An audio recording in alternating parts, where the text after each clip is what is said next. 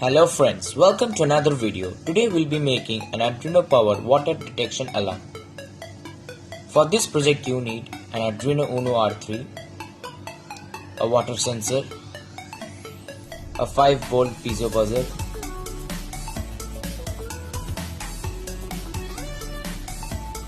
and few jumper cables. So here we have connected the Arduino with a 5-volt output power bank.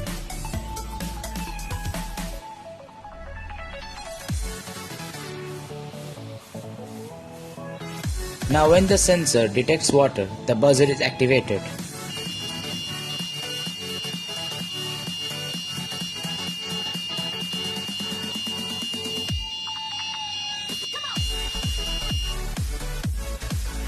Thank you for watching this video. Please like, share and subscribe to VIKRAM Tech and hit the bell icon to get the latest notifications.